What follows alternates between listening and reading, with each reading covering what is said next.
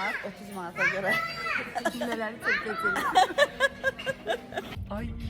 Şeyde ilk defa maşın sürür. Maşına oturmamış. Kur'an kitabı asmışlar ki Allah bizi korusun. Vallahi baka bilmirəm indi. Tezdə düşək sonra bak. Maquş. En esası bizi sağ salamat bırak çatdıran insan. 150 metre salamat gelmiş.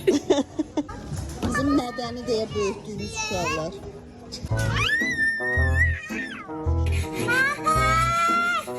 Bunun içinde şey var, Kur'an var.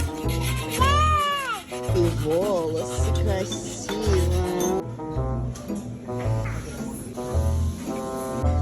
Deme. Ey.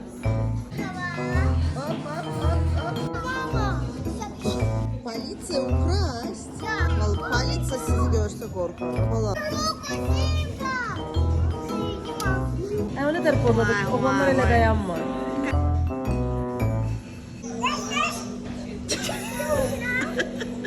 Düştür.